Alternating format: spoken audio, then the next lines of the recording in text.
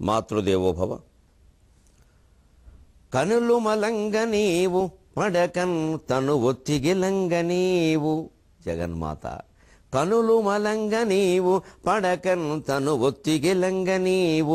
నన్ననుదినమందనుక్షణము ఆకృతితో మురిపింతువేవు. నన్ననుదినమందనుక్షణము ఆకృతితో మురిపింతువేవు. నిన్ననుటకు వీలు లేదు, నిన్ననుటకు వీలు లేదు. పలు ఆశలు ఊసులు వీడకున్న నన్ననుకొని ఊరకుందమన. పలు ఆశలు ఊసులు వీడలేని నన్ననుకొని ఊరకుందమన.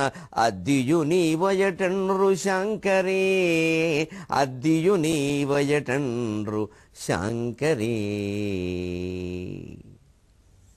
ఏబిఎన్ ఆంధ్రజ్యోతి ప్రేక్షక మహాశయులందరికీ నవజీవన వేదం అనే కార్యక్రమంలో 337వ భాగానికి స్వాగతం పలుకుతున్నాం. భగవద్ ఆరాధన ఎలా ఉండాలి అంటే, విగ్రహారాధన ఏ చిత్రాన్ని మనం చూస్తున్నామో ఆ చిత్రమే మనస్సులో మెదులుతూ ఉండాలి. నిజంగానే ఆరాధన అంటే అంతే.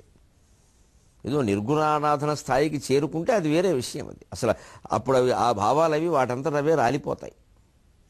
విభూతి పెట్టుకుంటూ ఉంటే కొన్ని రేణువులు రాలినట్టుగా అలాగా సగుణ భావాలన్నీ రాలిపోతాయి. నిర్గుణ భావం మిగులుతుంది, అదే శాశ్వతం కూడా. కానీ నిజంగానే విగ్రహాన్ని ఆరాధన చేస్తే రామకృష్ణ పరమహంస చేసినట్టుగా నాకెందుకు కనపడవు, నా దగ్గర ఎందుకు కూర్చోవు, నాతో ఎందుకు మాట్లాడవు, నేను పెట్టింది ఎందుకు తినవు, ఇంత పట్టుదల ఉండాలి. ఇదే ఆరాధన. మామూలు మనుషులతో మనకు ఉన్నట్టే, మనకు ఇష్టమైన వాళ్ళు మనం పెట్టింది తినకపోయినా, మనం పెట్టింది కట్టుకోకపోయినా మనం అంటాం అనమా. అలాగే మరి భగవంతుడి కంటే ఇష్టమైన వాళ్ళు ఎవరండి? భగవంతుడు అంటే మన ఆత్మ. కనులు మలంగా నీవు పడకన్ తను ఒత్తిగలంగా నీవు. కళ్ళు మూసుకుని పడుకుందామంటే ఎదురుగా అమ్మవారి ఫోటోను చూడడం వీలు కాదు. ఇటు పక్కకి తిరిగి పడుకుందామంటే ఆవిడ పక్క తిరిగితే ఆవిడ కనపడదు. ఈ భావాలే పద్యంలో పెట్టాను. అనుభూతి చెందినవే ఇవన్నీ. నన్ను అనుదినమందు అనుక్షణము ఆకృతితో మురిపింతువి. రోజు చూస్తున్నదేనా ఎంత అందంగా ఉందమ్మా, ఎంత ఆనందంగా ఉందమ్మా చూస్తుంటే. అన్ని భయాలు పోతున్నాయి. ఇంతటి దేవి నాకు తల్లి, ఇంతటి శక్తిమంతురాలు, సర్వశక్తిమంతురాలు నాకు తల్లి. ఇంతకంటే ఏం కావాలి? మనం ఎవరికి భయపడాలి, దేని గురించి ఆలోచించాలి? అన్ని కోరికలు ఆవిడ తీర్చగలదు, అన్ని భయాలు ఆవిడ పోగొట్టగలదు.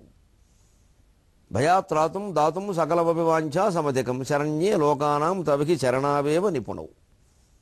అంచేత అనుదినమందు అనుక్షణము ఆకృతితో మురిపింతివి.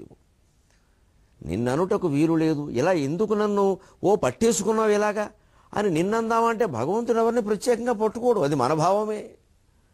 ఆయన ఒకళ్ళని పట్టుకుని ఒకళ్ళని పట్టుకోకపోతే పక్షపాతం అవుతాడు. అనుగ్రహం అందరి మీద సమానమే, అన్ని వేళలా సమానమే. అది ఎప్పుడూ ప్రసరిస్తూనే ఉంది, అందరి మీద ప్రసరిస్తూనే ఉంది. ఈవేళ నా మీద నాకు దైవానుగ్రహం కలిగిందే అంటున్నాడంటే ఆ వేళ ఆయన అందుకున్నాడు దాన్ని. అంతకు ముందు కూడా ఉంది, ఆయన అందుకోవట్లేదు. ఎందుకంటే మనం వేరే పనుల్లో ఉండిపోతాంగా, వేరే ఆలోచనల్లో. ఆ వేరే పనులు, వేరే ఆలోచనలు, వేరే మాటలు మానేసి అందుకోవడం మొదలు పెడితే అది ఎప్పుడూ అందుతూనే ఉంటుంది. అందుకని నిన్నంటూ ఒక వీరు లేదు. పలు ఆశలు ఊసులు వీడలేని నన్ను అనుకొని ఊరుకొందమన. అనేక రకాల ఆశలు, అనేక రకాల మాటల్లో పడి మనస్సు పక్కకి వెళ్ళిపోయి, ఆలోచనల పక్కకి వెళ్ళిపోయి, ఎంత ఏకాగ్రత సాధిద్దామన్నా కుదరక యాతన పడుతూ ఉన్న నాది ఇదంతా అనుకుందాం, నా తప్పే అనుకుందామంటే వేదాంత శాస్త్రం ఏం చెబుతోంది? త్వమేవాహం త్వమేవాహం త్వమేవాహం తత్వమసి తత్వమసి తత్వమసి అహం బ్రహ్మాస్మి అని చెబుతోంది. అద్దియు నీవయ్యేటండ్రు శంకరి. ఆ నేను నేను అనుకునేది కూడా నువ్వే అంటున్నారా? ఇంక మరి ఏమిటిది? ఇది అంతే.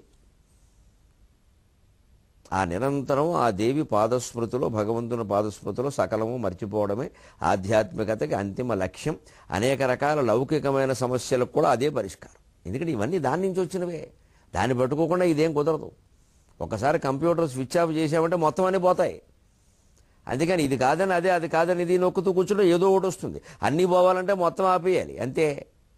ఆ మొత్తం ఆపేది ఆవిడే, మొత్తం పుట్టించింది ఆవిడే. కాబట్టి ఈ భావన ఉంటే ఎంతటి దుర్ఘటమైన కార్యాన్నైనా సాధించవచ్చు. కాబట్టి హనుమంతుడు బాలాత్రిపుర సుందరీ కాండగా, సుందరీ ఉపాసనగా దీన్ని భావించి చేశాడు. కాబట్టి చేరుకోగలిగాడు లంకకి. ఆ భావన ఆయన మనస్సులో అంతా ఉంది. ఆ రాక్షసులు, లంక అన్నీ ఒకటే పదార్థం. ఏదో భౌతికంగా రకరకాలుగా ఉన్నాయి. అలాగే నా ఆకారం కూడా భౌతికంగా ఇప్పుడు ఈ స్థితిలో ఉంది. ఇది దీన్ని సాధించడం కోసం ఏర్పడింది.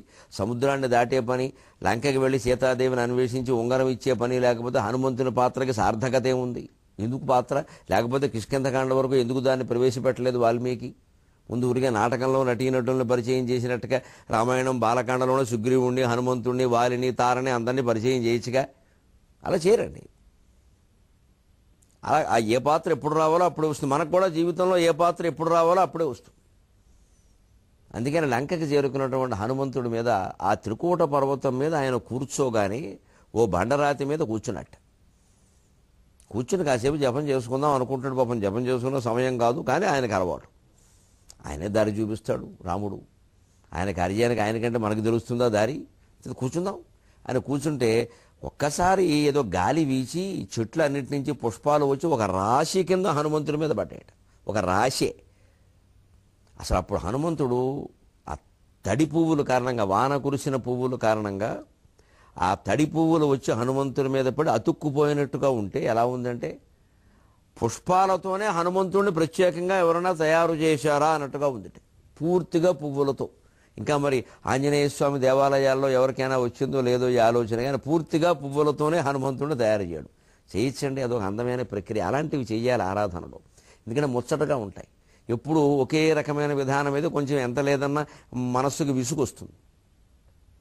అందుకని ఓ పుష్పాలతో హనుమంతుడు, ఆకులతో హనుమంతుడు చేయొచ్చు, కానీ ఇంకా అలాంటి వ్యామోహం పెంచుకుంటూ ఉండకూడదు. అసలు హనుమంతుడే గుడిలో ఉండే మూల విరాట్టుకు ఉండేటువంటి విలువ వేటికి రాదు. ఇదంతా మన మనస్సును ఏకాగ్రం చేయడం కోసం పువ్వులతో హనుమంతుడు చేస్తున్నామంటే ఆ పువ్వులు కోసేటప్పుడు, వాటిని దండలుగా గుచ్చేటప్పుడు, వాటిని తెచ్చేటప్పుడు అంతా భావన హనుమన్మయం కావాలి, అహంకారమయం కాకూడదు. మేమే చేసాం, మా గుళ్ళోనే చేసాం, మేము ఏటా చేస్తాం, అందరినీ పిలుస్తాం, ఏమిటో వాళ్ళు ఎప్పుడూ రారు, ఇవన్నీ అనుకుంటూ పుష్పాలకు వచ్చితే ఇక అనవసరం. ఇది పుష్ప హనుమంతుడు కాదు, అనవసరం తలనొప్పి హనుమంతుడు అయింది. మనం చాలామంది ఆరాధనలో ఈ మధ్య చాలా వైవిధ్యంగా చేస్తున్నారు. కూరలతోటి, ఏదో పువ్వులతోటి, రూపాయలతోటి రకరకాలు చేస్తున్నారు. నిజానికి ఒక రకంగా తాత్విక దృష్టితో చూస్తే అన్నీ భగవత్ స్వరూపమే కాబట్టి అలా చేయడం తప్పు కాదు కూడా. కానీ మరీ హీనమైనటువంటి పదార్థాలతో చేయకూడదు. ఒకటి, ఎంత ఉన్నతమైన పదార్థాలతో చేసినా వాటితో చేసేటప్పుడు, వాటి కోసం ప్రయత్నం చేసేటప్పుడు, దాన్ని దర్శించేటప్పుడు ఉండవలసిందే భగవద్భావనే తప్పితే స్వీయ అహంకార భావన కాదు. ఆ భావనే ప్రధానం. మళ్ళీ దాని గురించి గొప్పలు చెప్పడం అదంతా వద్దు. ఏదో మా మనస్సుకి సరదా పుట్టి అలా చేసామండి అంటే అయిపోయాయి. అందుకని పుష్పాలతో చేసిన హనుమంతుడిలా ఉన్నట్ట. అలా ఉండి ఒక్కసారి ఇది కవి భావన, వాల్మీకి భావన. ఆయన కవేం ఉండవు. నేను ఏదో పుష్పాలతో చేసినట్టుగా ఉన్నానని తాను చూసుకోవడం మొదలుపెడితే అహంకారం వచ్చేస్తుంది. కార్యసాధనలో ఎప్పుడూ ఈ అహంకారాన్ని బయటపడనివ్వకూడదండి. చాలా జాగ్రత్తగా ఉండాలి దాని విషయంలో. నేను చేస్తున్నాను, నా వల్ల జరుగుతోంది, మా వాళ్ళందరూ ఉన్నారు, వేరే వాళ్ళు లేరు, ఈ భావాలు వచ్చాయి అంటే ఇక అది పూజ కాదు. పురుషోత్తముడు ప్రత్యక్షంగా అక్కడ కూర్చున్నా దండగేది. అహంకారం అనేది ఉండకూడదు. అది పురుషోత్తముడుకున్న ఇబ్బందే. ఎప్పుడో శ్రీ మహావిష్ణువు ఓసారి బ్రహ్మలోకానికి వెళ్ళేట. అందరూ ఆయన లేచి నిలబడ్డారు. ఆయన వస్తే లేచి నిలబడ్డారట. సనత్కుమారుడు లేవలేదు. కోపం వచ్చి శపించాట. ఇంకెందుకండి, ఆయన కోపం వచ్చి ఆయనే శపించాడు. అందుకే రకరకాల అవతారాల్లో రకరకాల ఇబ్బందులు ఈయనబడ్డాడు. మళ్ళీ అదే సనత్కుమారులు శ్రీ మహావిష్ణువు దర్శించుకుందుకు వెళ్ళారు అంటాం మనం. అంటే ఇంతకీ శపించదగినవాడా, విష్ణువు దర్శించుకోదగినవాడా? అహంకారానికి లోనైనప్పుడు విష్ణువైనా శపించదగినవాడే. భగవతత్వం యొక్క గొప్పతనమే అది. అహంకార రహితంగా ఉన్నప్పుడు విష్ణువు దైవము, సనత్కుమారాదులు దర్శించుకుంటారు. అప్పుడు వాళ్ళ అహంకారానికి లోనయ్యారు. రానీయనోని జయ విజయులు తమ బాధ్యతగా చెప్పారు. వాళ్ళు రానీయమని తమ బాధ్యత, అది గుర్తించాలి. జనక మహారాజును చూడడానికి శుకుడు వెడితే ద్వారపాలకులు అడ్డం కొట్టారు. అడ్డం కొట్టకపోతే వచ్చిన వాడిని అలా పంపించేస్తే వాళ్ళు ఎందుకంటే అక్కడ 2 బల్లేలు వేసుకుని బెల్లం తినడానిక అడ్డం కొట్టారు. వాళ్ళ బాధ్యత వాళ్ళు చేశారు, చెయ్యాలి. వెంటనే శుకుడు నిర్వికారంగా అలా చేతులు కట్టుకు ఉండిపోయాడు, మాట్లాడలేదు. చిత్రం, వాళ్లే భయపడ్డారట. అయ్యో ఇలా ఉండిపోయాడంటే మహర్షులు సాధారణంగా ఇలా ఉండరు, వీళ్ళని అడ్డుకుందుకు మనం భయపడతాం, అడ్డుకుంటే శపిస్తారు, ఈయన ఏమీ శపించకుండా ఇలా ఉన్నాడు అంటే అమ్మో ఆయన ఏమి శపించక్కల్లా, ఈయన ఎవడో మహానుభావుడు, మహాయోగి, అసలు ఈయన అడ్డుకోవడమే చాలా ప్రమాదంలా ఉంది అని వెంటనే లోపలికి వెళ్ళి మహారాజుకు చెప్పారట. ఆయన ఎవరో మామూలుగా ఉండిపోయాడండి, ఏమనలేదండి, అట్లాంటి వాళ్ళని చూస్తుంటే మాకు భయం వేస్తుందంటే అదేమిట్రా, ఏమైనా అంటే భయపడగాలి, వాడికి అంటే భయపడాలి కానీ అనకపోతే భయం ఎందుకన్నా, అనకపోయిన వాళ్ళతోనే మరింత భయం అన్నట్టు. అంటే చూడండి, మౌనం 100 ప్రశ్నలకి సమాధానం. ఆయన ఎటువంటి నిర్వికారుడై ఉండి అహంకారానికి లోను కాకుండా ఉంది బాధ్యత. ద్వారపాలకులు వాళ్ళ పని వాళ్ళు చేశారు, నేను ఎందుకు కాదనాలి, ఆ మహారాజు గారికి ఎప్పుడు వీలైతే అప్పుడే వస్తారనుకున్నాడు. ఇది నిరహంకార నిరేఖ భావన. ఇలాంటి భావనతోనే హనుమంతుడు లంకను చూశాడు కాబట్టే కార్యాన్ని సాధించగలిగాడు. గిరిమూర్ధ్ని స్థితాం లంకాం గిరిమూర్ధ్ని స్థితాం లంకాం పాండురైర్భవనైః శుభైః సదదర్శ కపిశ్రేష్ఠః సదదర్శ కపిశ్రేష్ఠః పురమాకాశగం యథా సదదర్శ కపిశ్రేష్ఠః పురమాకాశగం యథా. ఒక్క మాట సుందరకాండ పారాయణకు అలవాటు పడిన వాళ్ళ కోసం ఒక యథార్థాన్ని చెబుతున్నాను. దయచేసి నేను చెప్పిన శ్లోకాలేవో బాగా ముఖ్యమని, ఇవి చదివితే ప్రత్యేకమైన పుణ్యం ఏదో వస్తుందని, కాబట్టే గరికిపాటి వారు వీటిని ఎంచుకున్నారని చుక్కలెట్టేసి ఇక్కడి నుంచి అవి చదవడం మొదలెట్టకండి. నేను నవజీవన వేదంలో ఉండే వ్యాఖ్యానానికి అనుగుణంగా ఈనాటి జీవితానికి ప్రత్యేకించి యువతరానికి ఉపయోగపడేటువంటి శ్లోకాలు తీసుకుంటున్నాను. వ్యక్తిత్వ వికాసం, సంభాషణ నైపుణ్యం, నాయకత్వ లక్షణాలు, నిర్వహణ సామర్థ్యం, ఒత్తిడి నివారణ, ఇవి నవజీవన వేదం ప్రణాళికలో ఈ 5 కూడా 5 పంచభూతాలు లాంటివి. ఈ వ్యక్తిత్వ వికాసం, పర్సనాలిటీ డెవలప్మెంట్, ఆంగ్లంలో చెబుతున్న బాగా అర్థం కావడానికి. నాయకత్వ లక్షణాలు, లీడర్షిప్ క్వాలిటీ, సంభాషణ నైపుణ్యం, కమ్యూనికేషన్ స్కిల్, నిర్వహణ సామర్థ్యం, మేనేజింగ్ ఎబిలిటీ, ఒత్తిడి నుంచి నివారణ, స్ట్రెస్ మేనేజ్మెంట్. ఈ 5 అంశాలు ప్రధానంగా పెట్టుకుని దానికి తగినవి తీసుకుంటున్నాను. అంటే నేను తీసుకోబట్టి ఇవేవో గొప్ప శ్లోకాలని, అవేవో బీజాక్షరాలు ఉంటాయనే పొరపాటికి లోను కావద్దు. సుందరకాండలో ప్రతి శ్లోకము గొప్పది. సుమారుగా 3000 శ్లోకాల పైన ఉన్నాయి, 68 సర్గలు ఉన్నాయి. నా ప్రణాళిక ప్రకారం నేను తీసుకుంటున్నాను, అది దృష్టిలో పెట్టుకోండి. గిరిమూర్ధ్ని స్థితాం లంకాం పాండురైర్భవనైః శుభైః సదదర్శ కపిశ్రేష్ఠః పురమాకాశగం యథా. ఆశ్చర్యపోయేట లంకానగరాన్ని చూసి, వారు వీడి వైభవం బంగారం కానీ ఏం వైభవం రా. గిరిమూర్ధ్ని స్థితాం లంకాం, అది ఒక కొండ శిఖరం మీద కట్టారట. ఓ దేవాలయం కట్టినట్టే. రాక్షసులకి దేవాలయమే. అంటే ఎవరైనా ఆ పురంలో ప్రవేశించాలన్నా కొండ దాటాలి, కొండ ఎక్కాలి. ఎక్కుతుంటే అనేక అవరోధాలు. మామూలు రహదారిలో కాపలా కష్టం, కొండ మీదకి ఎక్కాలంటే కాపలా తేలిగ్గా పెట్టుకోవచ్చు. కొండకి సరిగ్గా ఎక్కే మార్గాలు 2, 3 ఉంటాయి. ఒకటి ఉండడమే కష్టం, 2, 3 ఉంటాయి మహా ఉంటాయి. పోనీ 4 దిక్కులా 4 ఉంటాయి. ఆ 4 దిక్కులా వచ్చే దారు 4 భటులను అడ్డం పారేస్తే ఎవడు రాలేడు, దేవేంద్రుడు సహా. అది అందుకే గిరిదుర్గం అనేవారు పూర్వం. గిరిదుర్గం, జలదుర్గం, స్థలదుర్గం, వనదుర్గం 4 ఉండేవి. కొండ మీద కడితే గిరిదుర్గం, నీటి మధ్యలో కడితే జలదుర్గం, ఉమ్మత్తూరు లాంటివన్నీ అవే. వనదుర్గం, అరణ్యం మధ్యలో కడితే వనదుర్గం. స్థలదుర్గం మామూలుగా భవనాల మధ్యలో నగరంలోనూ కట్టేస్తే స్థలదుర్గం. ఒక్కోసారి అదే రక్షణ అనుకుని అలాగే కట్టచ్చు. ఈ గిరిదుర్గం రక్షణ తేలిక, రక్షణకు తక్కువ ఖర్చు అవుతుంది. ఎందుకంటే చుట్టూ కొండలే సహజ రక్షణగా ఉంటాయి. పెట్టని కోట, మనకి హిమాలయాలు అటువంటివి. పెట్టని కోటలంట నిలబెట్టిన జాతి ప్రతిష్టలంట అని మనకి హిమాలయాలు పెట్టని కోటలంట, నిలబెట్టిన జాతి ప్రతిష్టలంట. ఆ నట్టువరేడు గౌరికయ్య నాట్యము చేసెడి గుట్టలంట, చేముట్టిన చాలు జల్లుమని హృదయములను జరిపించునంట, చేముట్టిన చాలు జల్లుమని పాపములను హరించునంట, చేముట్టిన చాలు జల్లుమని జల్లుమని పుణ్యములను కలిగించునంట. మీరట్టి హిమాలయంబులకు ఔరసులౌటను తింపశక్యమే, మీరట్టి హిమాలయంబులకు ఔరసులౌటను తింపశక్యమే అని హిమాలయాల గొప్పతనం ఎటువంటిది, అవి పెట్టిన కోటలు. అలాగ మనకి పెట్టిన కోటలా ఉండబట్టి చైనా, పాకిస్తాన్ ఇటువంటి వైపు నుంచి బాగా వచ్చే శత్రువులను అడ్డుకోగలుగుతున్నాం. కొండల్లోంచి రావడానికి ఇరుకుదారు ఉంటుంది. ఆ ఇరుకుదారిలో ఓ 10 మంది గట్టి వాళ్ళని పెట్టామంటే అయిపోయినట్టే. జీపు రావడం కూడా కష్టమే. అదే నేషనల్ హైవే మీద, చెన్నై నుంచి కలకత్తా హైవే మీద ఎదుర్కోవాలంటే అడుక్కోకుండా పెట్టాలి, చచ్చిపోతాం ఇక్కడ ఖర్చు అయిపోయి. అది గిరిదుర్గం విషయం. గిరిమూర్ధ్ని స్థితాం లంకాం పాండురైర్భవనైః శుభైః, అన్ని తెల్లటి రంగులో మెరిసిపోతున్నాయి.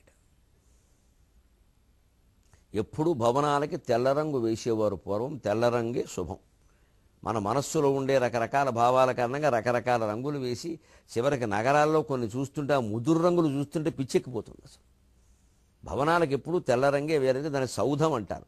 సౌధం అనే మాట సుధా అనే మాట నుంచి వచ్చింది. సుధా అంటే సున్నం, అమృతం, పాలు ఇన్ని అర్థాలు ఉన్నాయి. ఇక్కడ సుధా అంటే సున్నం, సిమెంట్, తెల్ల సిమెంట్ అన్నమాట. పూర్వం సున్నమే వేసేవారుగా. పైగా భవనాలకి ఆ సున్నం గుల్ల సున్నమే, తమలపాకుల్లో వాడే సున్నమే. ఆ గుల్ల సున్నం వేయడం వల్ల ఉపయోగం ఏమిటంటే కీటకాలు చేరకుండా ఉంటాయి. ఎంత తెలివైన ఆలోచన అండి. ఏ రసాయనాలు కలపవలసిన అవసరం లేకుండా భవనాలకు సున్నం వేయడం ద్వారా ఇంట్లో వాళ్ళు దోమల నుంచి, చీమల నుంచి, రకరకాల కీటకాల నుంచి కాపాడుకున్నవాళ్ళు. పూర్వం వాళ్ళు ఎంత తెలివైన వాళ్ళని నిజంగా. ఇప్పుడు మనం అన్ని రంగులు వేసాం, మార్బుల్స్ కూడా పెట్టాం. 5 కాకుండా సాయంత్రం మూసుకోవలసి వస్తుంది తలుపు. పొద్దున్న 7 వరకు తీసే ప్రసక్తి లేదు. తర్వాత ఎవరన్నా వస్తారేమో అని భయం కాబట్టి తీసే ప్రసక్తి లేదు. మధ్యాహ్నం ఎండ కాబట్టి తీసే ప్రసక్తి లేదు. సాయంత్రం చలి కాబట్టి తీసే ప్రసక్తి లేదు. ఈ మధ్యలో అప్పుడప్పుడు వాన కాబట్టి తీసే ప్రసక్తి లేదు. మొత్తం మీద తలుపులు, కిటికీలు ఏవీ తీసే ప్రసక్తి లేదు. మనం ప్రాణాలతో ఉండే ప్రసక్తి లేదు. ఎంత ఈ భవనానికి ₹1 కోటి వెళ్ళా అనేవాడు ఒకడు విలవిల్లాడిపోతున్నారు.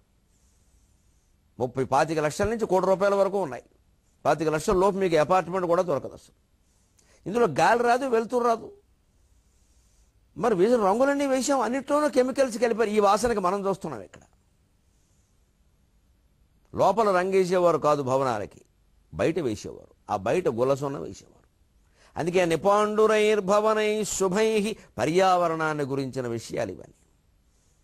బయట కీటకాల నుంచి, దోమల నుంచి మనకు హాని లేకుండా ఉండాలి. మళ్ళీ ఈ వేసిన సున్నం వల్ల, రంగు వల్ల మనకు హాని కలగకూడదు. ఇవాళ అపార్ట్మెంట్లో గోడకి రంగేసి ఏడాదికి మార్చేస్తున్నారు. ఏమిటంటే డిజైన్ బాగుండలేదండి. ఎందుకు బాగులేదండి? ఈ మధ్యన వచ్చిన వాళ్ళు ఎవరు గాడిగా ఉంది అని. గాడిగా ఉంది అంటే నీకు అనవసరం అని చెప్పు. గాడిగా ఉంది, బాడీగా ఉంది, వాళ్ళు ఎవరన్నా అనడానికి. ఎవరో వచ్చి ఏదో అంటారు, మార్చేస్తామండి, వెంటనే ఏదో మార్చి ఇంకా రకరకాల అరచేత్తో అద్దుతాం, మోచేత్తో గుద్దుతాం. ఈ రంగులన్నీ మొదలయ్యాయి. ఇంకా బ్రష్ ఉపయోగించాం. ఉపయోగిస్తే నష్టం ఏమిటి? వెనక చీపుళ్ళు పెట్టి వేసేవారు సున్నం. చీపుళ్ళు పెట్టి ఇంతంత చీపురు 4 చీపుర్లు అయ్యేవి ఇల్లంతా వేస్తే. ఆడవాళ్ళు వేసేవారు, నిత్యం లెక్కి వేసేవారు. ఏం నష్టం ఏమిటి? 10 మంది బతికారు.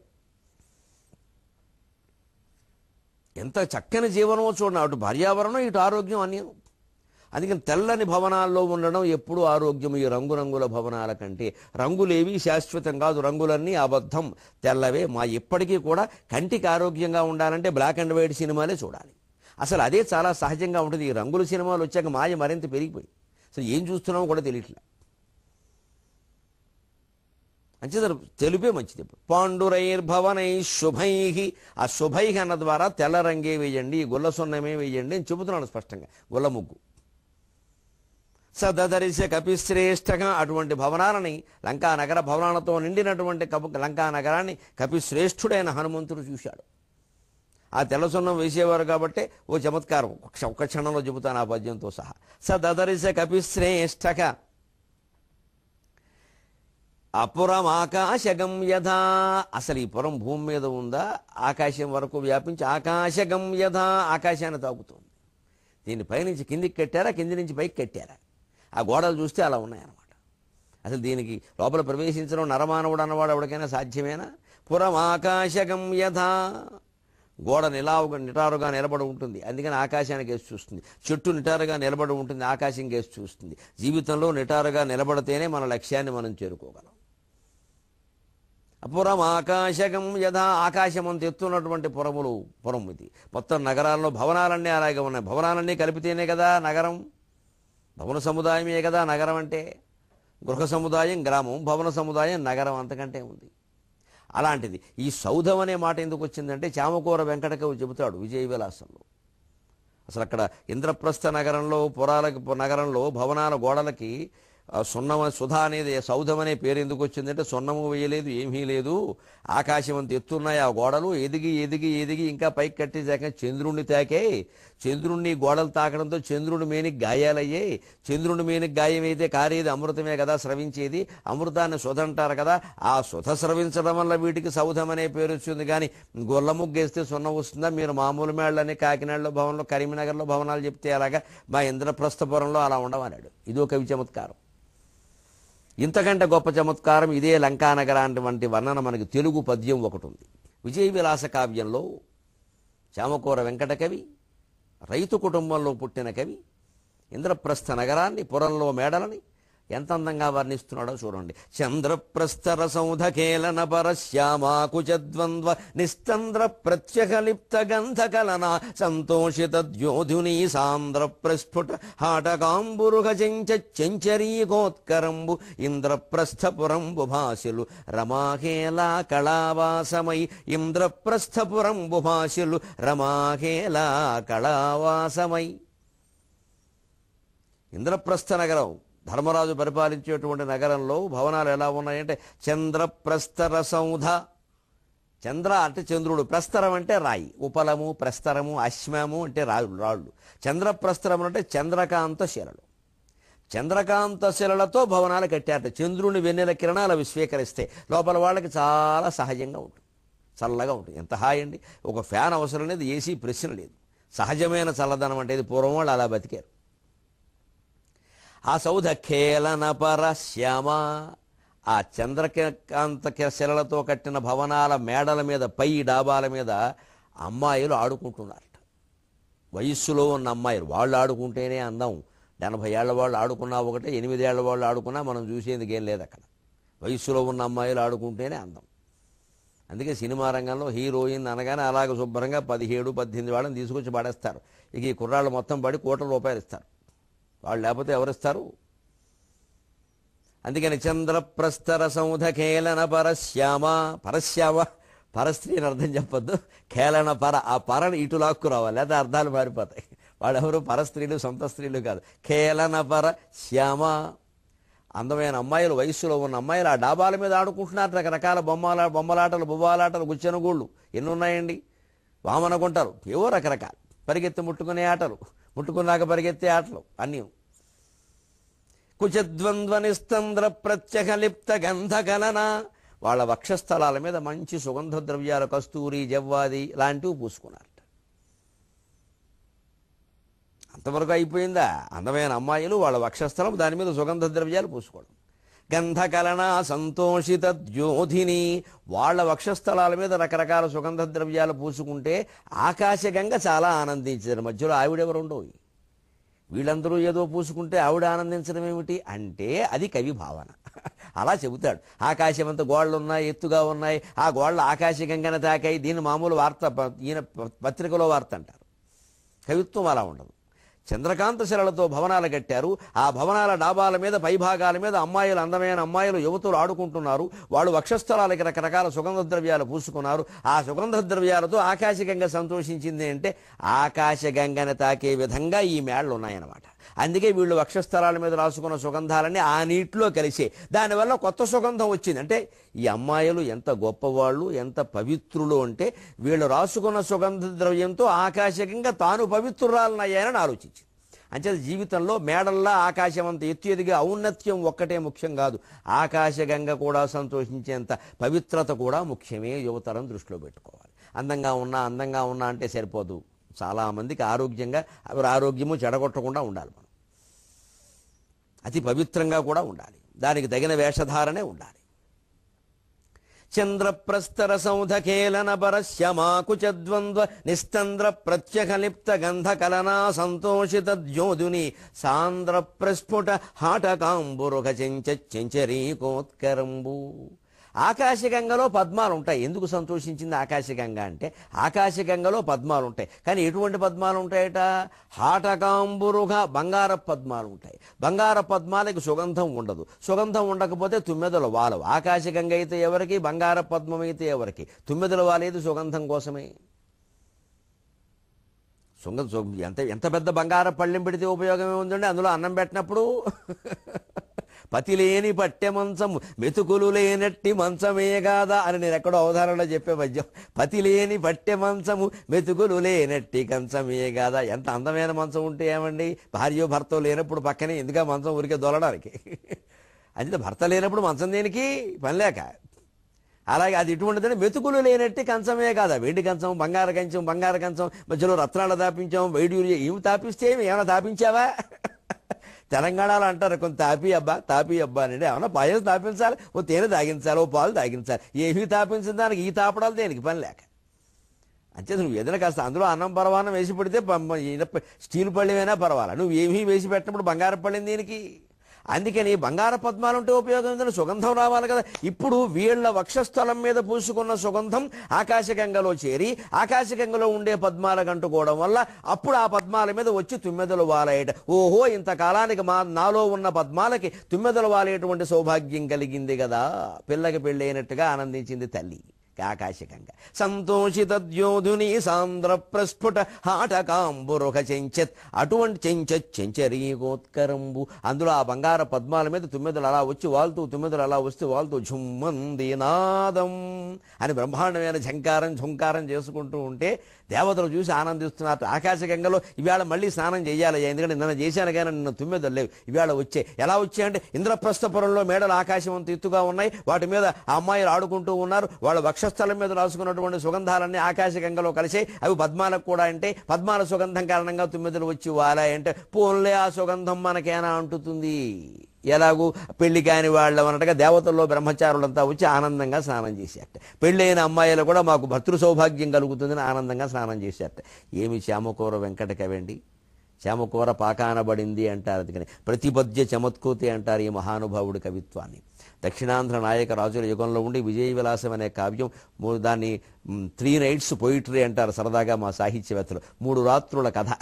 అర్జునుడు 3 రాత్రులు అనమాట, సుభద్ర, చిత్రాంగద, ఉలూచి ముగ్గురుతో గడిపిన 3 విశేషాలను విజయ విలాసం అని రాశాడు. అందులో మొట్టమొదటి పద్యం ఇది ప్రారంభంలో. ఇక ఆ కవిత్వం అంతా ఎలా ఉంటుందో చూడండి.